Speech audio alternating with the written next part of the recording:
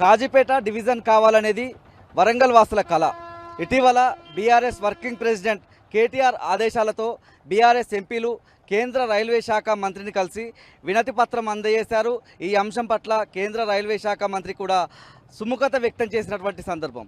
Kazipet junction నుంచి డివిజన్గా మారితే running స్టాఫ్తో పాటు రిటైర్డ్ ఎంప్లాయీస్కి స్థానికులకు కలిగేటువంటి లాభాలేంటి? టీ న్యూస్ అందించే గ్రౌండ్ రిపోర్ట్ ద్వారా తెలుసుకునే ప్రయత్నం చేద్దాం. కాజీపేట జంక్షన్ డివిజన్గా మారితే ఏం లాభాలు జరుగుతాయి? కొత్త రైల్వే వ్యవస్థ కావచ్చు, పూర్తిగా ఇక్కడ ఉన్నటువంటి కొత్త రైల్వే స్టేషన్లు ఏం ఏర్పడతాయి?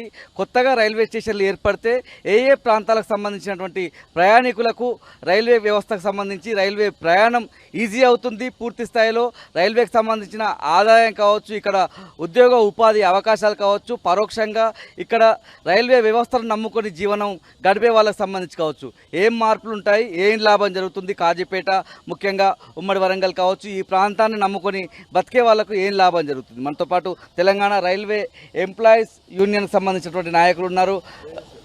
రాఘవేంద్ర గారు ఏం చెప్తారు? పూర్తి స్థాయిలో డివిజన్గా మారాల్సిన అవసరం ఏముంది?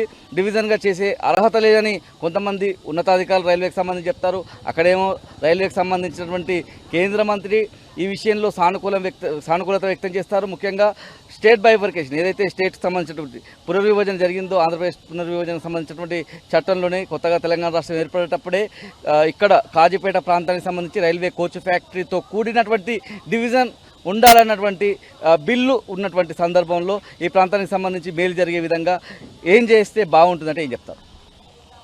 ముందుగా మేము చెప్పేది ఏంటంటే, కాజీపేట కోచ్ ఫ్యాక్టరీ కంటే ముందు కాజీపేట డివిజన్ కావాలనే ప్రధాన అంశంగా ఉండేది ఒకప్పుడు.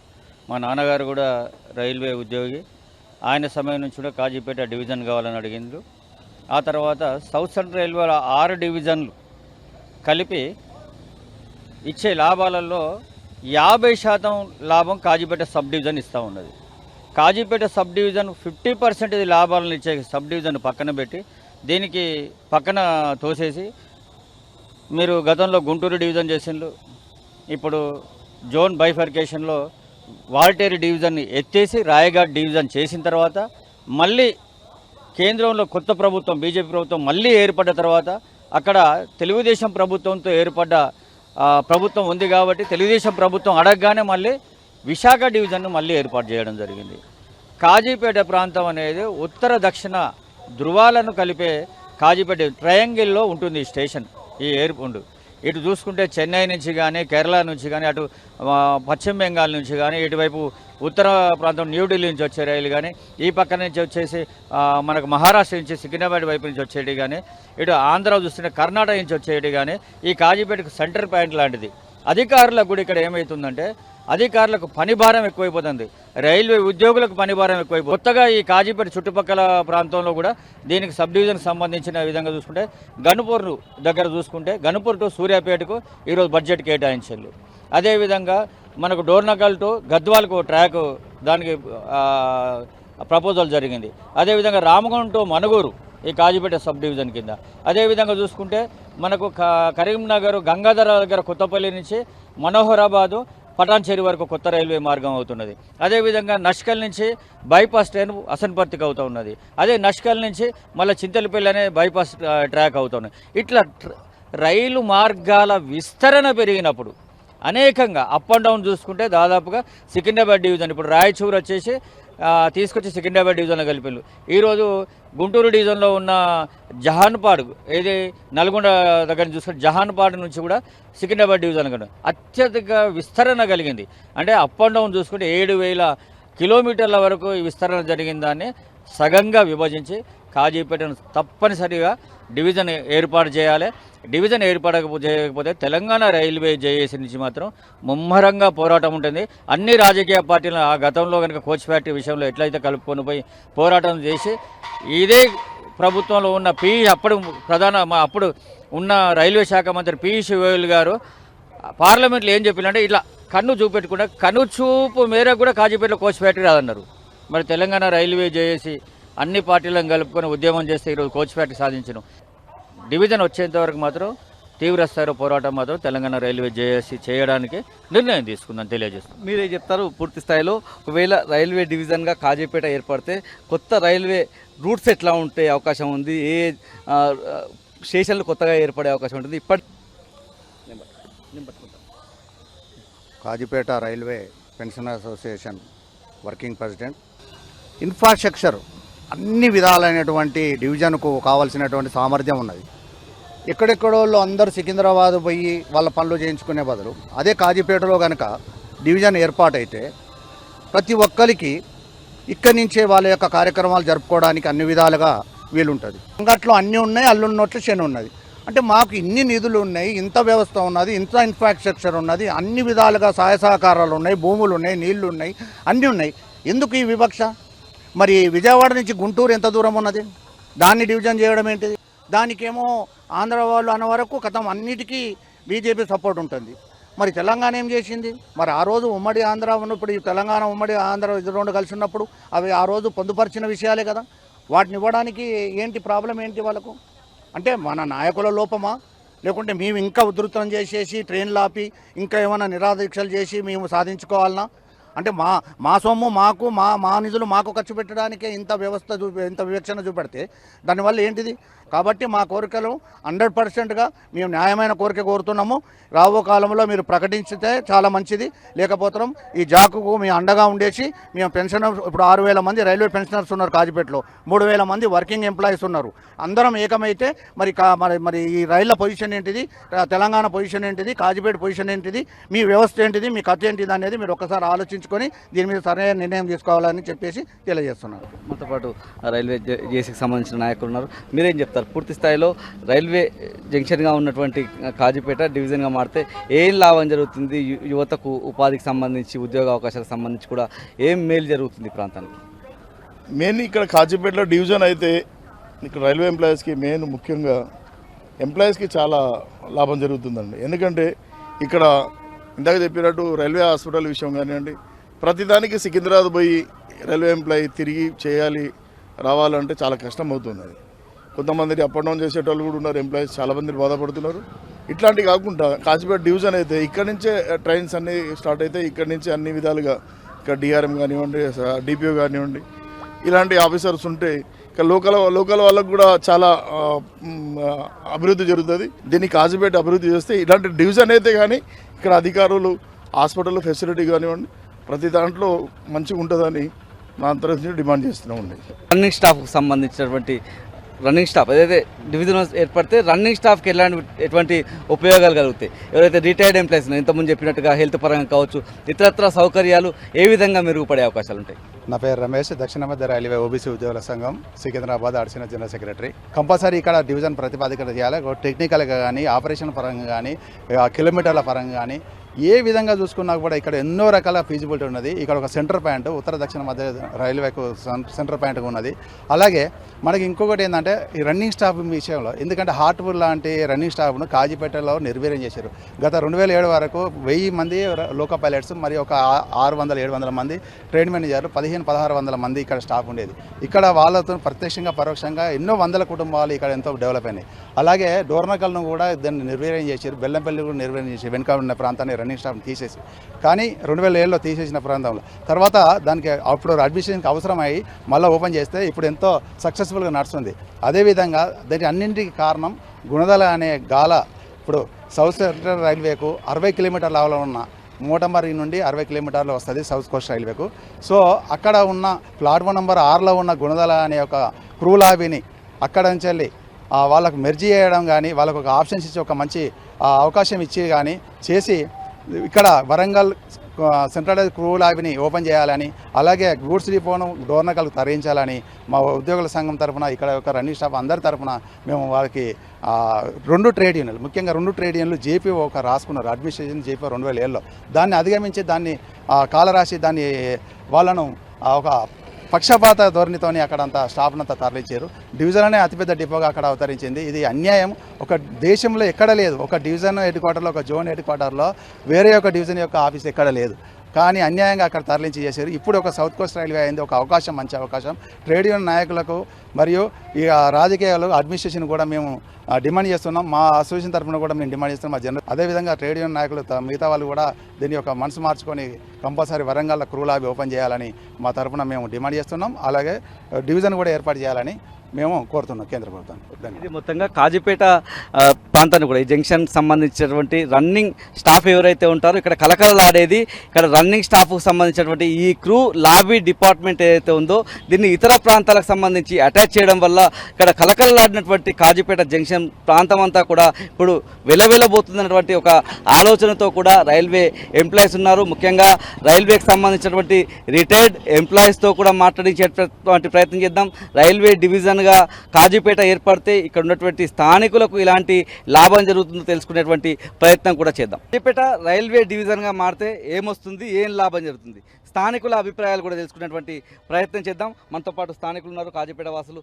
ఏం లాభం జరుగుతుంది? ఈ ప్రాంతం అంతా కూడా ఒకనాడు రైల్వే ఎంప్లాయీస్ అంతా కూడా రన్నింగ్గా ఇక్కడ ఉండేటువంటి లోకో పైలట్స్, ఏఎల్పీలు, ఎల్పీలు, గార్డ్స్ అంతా కూడా తిరిగేటువంటి పరిస్థితి. ఆ తర్వాత విజయవాడకి ఇక్కడి నుంచి తరలిపోయేటువంటి సందర్భం కూడా కనిపించింది. సికింద్రాబాద్ వైపు నుంచి డ్యూటీలు చేసేటువంటి సందర్భం. ఇక్కడ హడా ఉన్నటువంటి రోజుల్లో ఎలా ఉండేది? కాజీపేట జంక్షన్ నుంచి డివిజన్గా మారితే ఏం వస్తుందని మీరు అనుకుంటున్నారు స్థానికులుగా?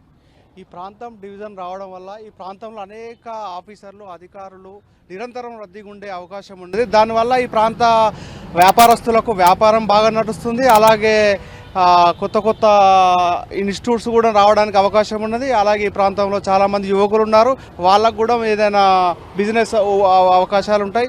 ఈ ప్రాంతం ఇదివరకు కూడా బిజీ ఉండేది. కాజీపేటకు డివిజన్ కావాలని చెప్పి సౌత్ సెంటర్ రైల్వే పుట్టినప్పటి నుండి ఉన్న ఈ యొక్క ప్రాంతానికి నిజాం గవర్నమెంట్లో మొదటి రైల్వే స్టేషన్ కాజీపేట జంక్షన్ అని అప్పుడే పెట్టిండ్రు. అందుకే దీన్ని ఇంతకు ముందు సుధా ఈ రైల్వే ఎట్లా ఉండేది అని అంటే మన ఇప్పుడు ఉన్న కాజీపేట ఆర్ఓబి కాడ ఈ రైల్ ట్రాక్ ఉండేది. ఈ ఎఫ్సిఐ రాకముందుకు మొత్తం అక్కడి నుంచి అక్కడ ఉన్న అధికారి పరిపాలించేది ఈ రైల్వే స్టేషన్. దానికి ఇట్లాంటి చరిత్ర ఉన్నదానికి ఎప్పటి నుండో ఎన్నో ఏళ్ళ నుండి పోరాటం చేసిన సుతా ఇప్పటి వరకు ఆంధ్ర పాలకులు, ఆంధ్ర డిఎంలు, ఆంధ్ర అధికారులే చేయబట్టే ఈ యొక్క డివిజన్ కాకుండా ఇప్పటి వరకు స్టిల్ నౌ ఆంధ్రోలు చేయబట్టే ఇక్కడ డివిజన్ ఏర్పడతలేదు. ఒకవేళ ఇప్పుడు కనుక ఈ మూమెంట్లో కనుక డివిజన్ రావాలి. ఎందుకంటే ఒకప్పుడు ఇక్కడ ఆంగ్లో ఇండియన్స్ రైల్వే ఎంప్లాయీస్ ఉండేది. ప్రతి ఒక్కరు ఇక్కడ ఈ కాజీపేట అంటేనే రైల్వే ఎంప్లాయీస్కి నిలయం. ఎందుకంటే ఇక్కడ ఎక్కడోళ్ళు వచ్చి ఇక్కడ సెటిల్ అయిన బాపతే ఇది కాజీపేట. అట్లాంటి టౌన్లో ఈరోజు వెలవెలపోతుంది. కాబట్టి దీనికి డివిజన్ కనుక ఏర్పాటు అయ్యేది ఉంటే ఇక్కడ ఉన్న స్థానికులకు, ఇక్కడ ఉన్న వ్యాపారస్తులకు, ఇక్కడ ఈ రైల్వేకి ఒకప్పటి వైభవం వస్తుందని ఇక్కడ అందరూ ఆశపడుతున్నారు. కాబట్టి కంపల్సరీ ఈసారి మాత్రం ఈ డివిజన్ గురించి అన్ని రాజకీయ పార్టీలు ఒకటే పోరాటం చేస్తే మాత్రం కంపల్సరీ ఈసారి గెయిన్ అవుతుంది అనే ఆశలు ఉన్నాయి. మరొక స్థానికులు ఉన్నారు. మీరు ఏం చెప్తారు? పూర్తి స్థాయిలో ఒకవేళ కాజీపేట డివిజన్గా మారితే మీరు స్థానిక కార్పొరేటర్గా ఉన్నటువంటి సందర్భం, మీ ప్రాంత యువతకు ఉద్యోగాలు ఇచ్చేటువంటి అంశంలో కావచ్చు, పూర్తి స్థాయిలో ఇక్కడ కొత్త ఇన్స్టిట్యూషన్స్ రావడంలో పునర్వైభవం అంటే కాజీపేట పునర్వైభవం పొందే విధంగా ఎట్లాంటి మార్పులు వచ్చే అవకాశం ఉంది? ఇక్కడ మేము పుట్టినప్పటి నుంచి గతంలో చూసుకుంటే మా ఫాదరు, మా తాతల కాడ నుంచి వెళ్ళి మేమంతా రైల్వే కుటుంబాలకు సంబంధించిన వాళ్ళమే. మేము చదువుకున్నది కూడా రైల్వే స్కూల్లోనే. మేము చిన్నగా ఉన్నప్పుడు రైల్వే స్కూల్లో చదువుకున్నప్పుడు ఇక్కడ రైల్వే కాలేజ్ ఉండే, railway mixed high school English medium ఉండే, railway Telugu medium high school ఉండే, 4 హై స్కూల్స్ ఉండేది, ఒక ప్రైమరీ స్కూల్ ఉండేది. మేము చిన్నగా ఉన్నప్పటి నుంచి దీన్ని డివిజన్ కావాలని కోరుకుంటున్నాం. ఇప్పుడు హైదరాబాదు, సికింద్రాబాదు డివిజన్ చూసుకుంటే హైదరాబాదు దాని కిలోమీటర్ ప్రకారం 900 కిలోమీటర్లే. కానీ సికింద్రాబాద్ డివిజన్ని చూసుకుంటే సికింద్రాబాద్ నుంచి మన బలార్షా మానిగర్ వరకు, మళ్ళీ ఇటు చూసుకుంటే డోర్నకల్ కొత్తగూడెం వరకు మొత్తం 3151 కిలోమీటర్లు ఈ రైల్వే లైన్ ప్రవహిస్తుంది. దీన్ని సికింద్రాబాద్ డివిజన్ చేయాలని గతంలో ఒక 30-40 సంవత్సరాల నుంచి దీన్ని డివిజన్ కావాలనే కోరుకుంటున్నాం. మొన్న ఒకటి వైజాగ్ ఎంత 700 కిలోమీటర్స్కు మాత్రమే ఉన్న వైజాగ్ కూడా డివిజన్ కేటాయించారు. ఇప్పుడు విజయవాడ తీసుకోండి, మీరు విజయవాడ తీసుకున్నా అది 800 కిలోమీటర్స్ మాత్రమే ఉన్నది. ఇప్పుడు మా కాజీపేట్ డివిజన్ వస్తే మాకు ఇక్కడ అధికారులు ఉంటారు, మాకు రెస్పాన్స్ మంచిగా అవుతుంది, ఇక్కడ ప్రాంతం అభివృద్ధి చెందుతుంది, ఇక్కడ బిజినెస్ ఇన్కమ్ వస్తుంది, మాకు ఇక్కడ నుండి ట్రాన్స్పోర్టేషన్ జరుగుతుంది కాబట్టి కాజీపేట్ డివిజన్ కావాలి. ఇక్కడ ఈ ప్రాంత నిరుద్యోగులకు ఉద్యోగ అవకాశాలు రావాలి. ఈ కాజీపేట్ని డివిజన్ స్థాయి వచ్చేంత వరకు కూడా మేము బీఆర్ఎస్ పార్టీ తరఫున కొట్లాడి బీఆర్ఎస్ పార్టీ ఆధ్వర్యంలో కాజీపేట్ జంక్షన్ని డివిజన్ స్థాయిగా చేసుకుంటాం. మనతో పాటు స్థానిక నాయకుడు మాజీ కార్పొరేటర్ రమేష్ ఉన్నారు. రమేష్ గారి వరంగల్, హన్మకొండ, కాజీపేట నగరం విస్తరిస్తుంది. నగరానికి గ్రామీణ ప్రాంతాల్లో ఉండేటువంటి యువత కూడా ఉపాధి అవకాశాల కోసం వస్తున్నారు. హైదరాబాద్ వరకు, సికింద్రాబాద్ వరకు, బెంగళూరు వరకు, ఇతర రాష్ట్రాల రాజధానుల వైపు మరలకుండా కాజీపేట జంక్షన్ డివిజన్గా మారితే ఇక్కడున్న యువతకు వచ్చేటువంటి లాభాలేంటి, ఈ ప్రాంతానికి జరిగేటువంటి లబ్ధి ఏంటి? ఖచ్చితంగా ఈరోజు మీరు అన్నట్టుగా ఈ వరంగల్ మహానగరానికి ఒక చారిత్రాత్మకమైనటువంటి నేపథ్యం ఉంది. దానిలో భాగంగానే ఈ కాజీపేట జంక్షన్ ఈరోజు ముఖ్యంగా మనం తెలుసుకున్నట్లయితే ఉత్తర దక్షిణ భారతదేశానికి జంక్షన్ పాయింట్. ఈరోజు న్యూఢిల్లీ నుంచి వచ్చేటువంటి ట్రైన్లో కావచ్చు, ఇటు నుంచి పోయేటువంటి ఇటు చెన్నై కావచ్చు, ఈ భారతదేశంలో ఒక గుండెకాయలాగా ఈ కాజీపేట జంక్షన్ ఏదంటే సౌత్ నార్త్ను కలిపేటువంటి ప్రదేశం ఈ కాజీపేట జంక్షన్. కేంద్రంలో పరిపాలించిన పాలకుల నిర్లక్ష్యంతో ఎప్పుడో కావాల్సినటువంటి డివిజన్ను ఈ జంక్షన్ కానీ అట్లనే ఉంచారు ఈ పాలకులు. ఎందుకంటే రాజకీయాల కోసం ఎన్నికలు వచ్చినప్పుడే వాళ్ళ ప్రాంతాలకు ఏదైతే రైల్వే మినిస్టర్లు ఉండే అటు బీహార్కు, ఉత్తరప్రదేశ్కు, ఆంధ్ర ప్రాంతానికి తరలించకపోయారు. కానీ ఈ తెలంగాణ ప్రాంతాన్ని ఎప్పుడు కూడా కేంద్ర ఏదైతే రైల్వే శాఖ నిర్లక్ష్యం చూపెట్టింది. ఈరోజు మీడియం డివిజన్ కేంద్రంగా కాజీపేటకు ఫిజిబిలిటీ ఉంది.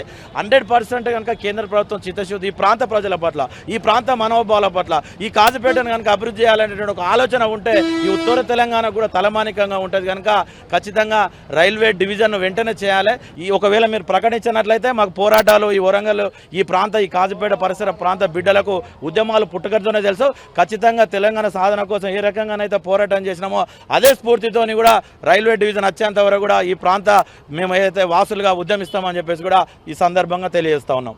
మొత్తంగా ఉత్తర దక్షిణ భారతదేశాలను కలిపే కాజీపేట జంక్షన్ను డివిజన్గా చేయాలనేటువంటి ఒక డిమాండ్ అయితే స్థానికుల నుంచి కూడా వ్యక్తమవుతున్నటువంటి పరిస్థితి. కాజీపేట డివిజన్గా మారితే వచ్చే లాభాలేంటి? మనతో పాటు ప్రభుత్వ మాజీ చీఫ్ విప్ దాసే వినయ్ భాస్కర్ గారు సార్, అనేక పోరాటాల తర్వాత ఒక సుముఖత వ్యక్తం చేసినట్టుగా తెలుస్తోంది. కాజీపేట డివిజన్గా మారితే ఈ ప్రాంతానికి జరిగే లాభం ఏంటి సార్? వాస్తవంగా కాజీపేట జంక్షన్ చారిత్రక నేపథ్యం ఉంది. ఇక్కడ నిజాం కాలం నాటి నుంచి కూడా ఇక్కడ రైల్వేస్ రాకపోకలు జరుగుతున్నాయి. ఆనాడు నిజాం నవాబు కూడా మరి ఇక్కడ ఈ ఒక రైలును మరి ప్రారంభించేటువంటి సంఘటనలు ఇక్కడ ఉన్నాయి. అయితే ఇది రాను మరి ఒకప్పుడు సమైక్య రాష్ట్రంలో ఈ కాజీపేట జంక్షన్ మరి వెలవెలపోతున్నటువంటి సందర్భంలో తెలంగాణ రాష్ట్రం ఏర్పడిన తర్వాత ఈ ఇక్కడ ఉన్నటువంటి మరి యూనిట్స్ అన్నీ కూడా తరలిపోకుండా ఆపడం జరిగింది. అదేవిధంగా తెలంగాణ రాష్ట్రం ఏర్పడాలని ఎన్ని ఏళ్ల నుంచి అయితే ఉద్యమం చేసిందో అదే తీరుగా ఇక్కడ కోచ్ ఫ్యాక్టరీ స్థాపన కోసం కూడా ఈ స్థానిక ప్రజలు, ఈ ప్రాంత ప్రజలందరూ కూడా పెద్ద ఎత్తున ఉద్యమం చేయడం జరిగింది. ఆ ఉద్యమాన్ని దృష్టిలో పెట్టుకొని తెలంగాణ రాష్ట్రం ఏర్పడే సందర్భంలో మరి ఏపీ రీఆర్గనైజేషన్ మరి యాక్ట్ కింద మరి ఆనాటి ఉద్యమ నేత తెలంగాణ తొలి ముఖ్యమంత్రి కేసీఆర్ గారు ఇక్కడ కోచ్ ఫ్యాక్టరీ స్థాపించాలని చెప్పి కూడా ప్రధాన డిమాండ్ పొందుపరచడం జరిగింది. అందులో భాగంగా వారు ముఖ్యమంత్రి అయిన తర్వాత కోచ్ ఫ్యాక్టరీకి కావాల్సినటువంటి స్థలాన్ని కూడా ఇవ్వడం జరిగింది. అయితే ఈ జంక్షన్ అనేది మరి సికింద్రాబాద్ తర్వాత ఇది పెద్ద ఏరియా కాబట్టి మరి ఇక్కడ ఒక చారిత్రాత్మక నేపథ్యం ఉన్నది కాబట్టి ఇక్కడ ఈ ప్రాంతంలో అనేక మరి ఫర్టిలైజర్ ఫ్యాక్టరీస్ ఉన్నాయి, అదేవిధంగా థర్మల్ ఫ్యాక్టరీ ఉన్నది, అదేవిధంగా అనేక ఎరువుల ఫ్యాక్టరీలతో పాటు సిమెంట్ ఫ్యాక్టరీస్ కూడా ఉన్నాయి. కాబట్టి ఇక్కడ అత్యధికంగా లాభాన్ని చేకూర్చే విధంగా కాజీపేట ప్రాంతం రైల్వేకు ఒక గుండెకాయ లాంటిది. కాబట్టి ఈ ప్రాంతం జంక్షన్ను డివిజన్ చేయాలని చెప్పి మా ప్రధాన డిమాండ్. ఒకవేళ డివిజన్ చేసినట్టయితే మా ఇక్కడ ఉన్నటువంటి నిరుద్యోగ యువకులు ఉద్యోగ అవకాశాలతో పాటు ఇక్కడ అనేక మంది ఆఫీసర్లు కూడా ఈ కాజీపేట డివిజన్ అయితే కేంద్రీకృతమై ఇక్కడ ఉన్నటువంటి ఉద్యోగులు ఎక్కడో సికింద్రాబాదో విజయవాడ పోయి రిపోర్ట్ చేయకుండా స్థానికంగా అనేక కార్యాలయాలు కూడా వచ్చి ఇటు ఉద్యోగంగా ఉద్యోగ ఉపాధి అవకాశాలు కూడా ఇక్కడ మెరుగుపడతాయి. కాబట్టి ఇది ఒక చారిత్రాత్మక డిమాండ్. కాబట్టి ఈ ప్రాంతం కూడా కాజీపేట జంక్షన్ అనేది ఇండియన్ రైల్వేస్కు ఒక గుండెకాయ లాంటిది. కాబట్టి ఇప్పటికే గత కొన్నేళ్ల నుంచి కూడా ఇక్కడ సౌత్ సెంట్రల్ రైల్వేకు అత్యధికంగా లాభం ఇచ్చేది ఈ ప్రాంతమే. కాబట్టి మేము ప్రధాన డిమాండ్ చేస్తున్నాం. ఇది సరైన డిమాండ్. మొన్న మా ప్రతినిధి బృందం అక్కడ కలిస్తే మరి జీఎం గారు కూడా మన మంత్రి గారు కూడా సానుకూలంగా స్పందించిన తర్వాత కొంతమంది ఆంధ్ర అధికారులు జీఎం గారికి తప్పుడు సలహాలు ఇస్తే వారు ఫీజబిలిటీ లేదన్నారు. ఎట్లా ఫీజబిలిటీ ఉండదండి? ఖచ్చితంగా గతంలో కూడా కోచ్ ఫ్యాక్టరీ ఫీజబిలిటీ లేదని చెప్పి లాతూర్కు తరలించారు. మా ఉద్యమం ఫలితంగానే మరి ఇక్కడ కోచ్ ఫ్యాక్టరీ వచ్చింది. మరి ఖచ్చితంగా ఇప్పుడు డివిజన్ అయ్యే వరకు కూడా మా డిమాండ్ ఖచ్చితంగా కొనసాగిస్తాం. మేము దశల వారికి ఆందోళన చేస్తాం. గల్లీ నుంచి ఢిల్లీ వరకు పోతాం వయా జీఎం కార్యాలయం. జీఎం కార్యాలయం ముందు అతి త్వరలో మా పార్టీలో చర్చించిన తర్వాత స్థానిక ప్రజలతోని భూ నిర్వాసితులతో చర్చించిన తర్వాత ఒక తేదీ ఖరారు చేస్తాం. ఈలోపు గెజిట్లో ఖచ్చితంగా రావాలి. రాని ఏడల జీఎం కార్యాలయం ముందుతో పాటు ఢిల్లీలో కూడా ఖచ్చితంగా మా నిరసన కార్యక్రమం ఉంటుంది. Thank you sir. అన్ని అర్హతలున్న కాజీపేట జంక్షన్ను డివిజన్గా అప్గ్రేడ్ చేయాలని వినయ్ భాస్కర్ గారు డిమాండ్ చేస్తున్నారు. లేనట్లయితే గతంలో కోచ్ ఫ్యాక్టరీ విషయంలో ఏ విధమైనటువంటి ఉద్యమాన్ని చేశామో అదేవిధంగా గల్లీ టు ఢిల్లీ ఉద్యమాన్ని వయా సికింద్రాబాద్ సంబంధించినటువంటి జీఎం కార్యాలయం వేదికగా ఉద్యమాలు నడుపుతామన్నటువంటి అంశాన్ని కూడా వినయ్ భాస్కర్ గారు చెప్తా ఉన్నారు. కెమెరా సంజీవ్తో Ravikanth, T news, Kazipet junction నుంచి హన్మకొండ.